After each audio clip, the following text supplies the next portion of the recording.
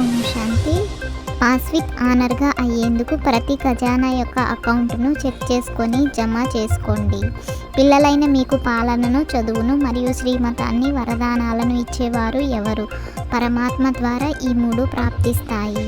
పాలనను చూడండి. పరమాత్మ పాలన ఎంత కొద్ది మందికి, కోట్లలో కొద్ది మందికి లభిస్తుంది. శిక్షకుడైన పరమాత్మని చదువు మీకు తప్ప ఇంకెవరికీ లభించదు.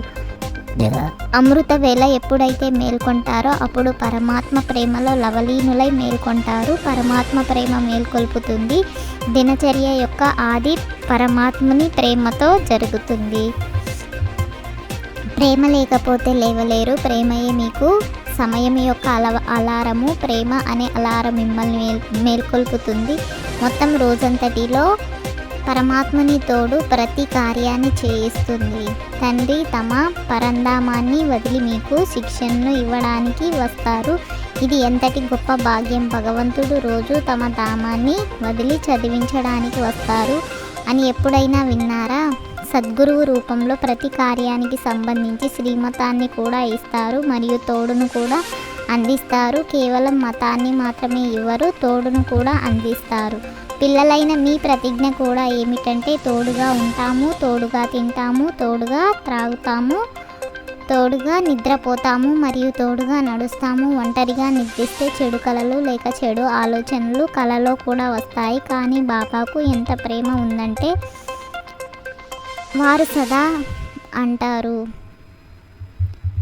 ఎప్పుడైనా ఉదాసీనులుగా అయితే బాబా స్నేహితునిగా అయ్యి ఆహ్లాదపరుస్తారు, స్నేహితునిగా కూడా అవుతారు. ఎప్పుడైనా ప్రేమలో ఏడ్చారనుకోండి, అశ్రువులు వచ్చాయనుకోండి, బాబా వాటిని తుడిచేందుకు కూడా వస్తారు. బాబా మిమ్మల్ని మర్చిపోతున్నాము అని అంటారు. ఒకవైపేమో కంబైన్డ్గా ఉన్నాము అని అంటారు. కంబైన్డ్గా ఉన్న వారిని ఎప్పుడైనా మర్చిపోతారా? తోడుగా ఉన్నారు ఉన్నప్పుడు తోడుగా ఉన్న వారిని మర్చిపోతారా? బాబ్దాదా పిల్లల ఆటను చూస్తూ ఇదే అంటారు, పిల్లలు మీ భాగ్యాన్ని సదా స్మృతిలో ఉంచుకోండి. కానీ జరిగేది ఏమిటి? అవును, నా భాగ్యము చాలా ఉన్నతమైనది అని ఆలోచిస్తారు. కానీ ఆలోచన స్వరూపులుగా అవుతారే కానీ స్మృతి స్వరూపులుగా అవ్వరు. ఏదైతే ఆలోచిస్తారో ఆ స్వరూపాన్ని కూడా అనుభవం చేయండి. అన్నిటికన్నా గొప్ప విషయం అనుభవీమూర్తిగా అవ్వడము. నాది కాలంలో ఆది కాలంలో స్వరూపులుగా ఉన్నారు, కావున ఇప్పుడు కూడా అంతిమంలో స్వరూపముగా అవ్వండి. స్వరూపముగా అవ్వడంతో మీ గుణాలు, శక్తులు స్వతహాగానే ఇమర్జ్ అవుతాయి. బ్రాహ్మణ జీవితం యొక్క సహజ స్వభావమే గుణస్వరూపము, సర్వశక్తి స్వరూపము. ఇతర పాత స్వభావాలు ఏవైతే ఉన్నాయో అవి బ్రాహ్మణ జీవితం యొక్క స్వభావాలు కాదు. బలహీన మాటల నుండి కూడా ముక్తులుగా అవ్వండి. మాటలు ఎంతో మధురంగా ఉండాలి, బాబా సమానంగా ఉండాలి. సదా ప్రతి ఆత్మ పట్ల శుభభావనతో కూడిన మాటలు ఉండాలి. వీటినే యుక్తియుక్తమైన మాటలు అని అంటారు. అందరూ ఫైన్గా అవ్వాలి, ఫైన్ కంటే కూడా రిఫైన్గా అవ్వాలి. ఇష్టమే కదా? ఎవరు ఎలా ఉన్నా కానీ వారితో కలిసి నడుచుకునే విధానాన్ని నేర్చుకోండి. ఎవరు ఏం చేసినా కానీ పదే విఘ్న రూపంగా అయ్యి ఎదురుగా వచ్చినా కానీ ఆ విఘ్నాలలో సమయాన్ని వెచ్చించడం కూడా ఎప్పటి వరకు దీని సమాప్తి సమారోహం కూడా జరగాలి కదా. బాబ్దాదాకు ఈ ముక్తి సంవత్సరం యొక్క ఫంక్షన్లో స్వయం యొక్క సంపూర్ణత అనే కానుకను ఇవ్వండి.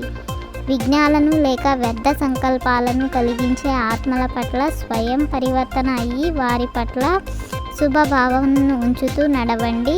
ఇందుకు కొంచెం సమయం పడుతుంది, కాస్త కష్టం అనిపిస్తుంది. కానీ చివరికి ఎవరైతే స్వపరివర్తన చెందుతారో విజయమాల వారి మెడలోని పడుతుంది.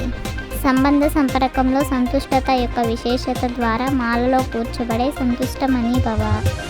విఘ్నాల పని రావడము మరియు మీ పని విఘ్న వినాశకులుగా అవ్వడం. ఓం శాంతి. 21 పాయింట్లను 21 జన్మల కోసం ధారణ చేసి, లైక్ చేసి, షేర్ చేసి తప్పకుండా సబ్స్క్రైబ్ చేయండి.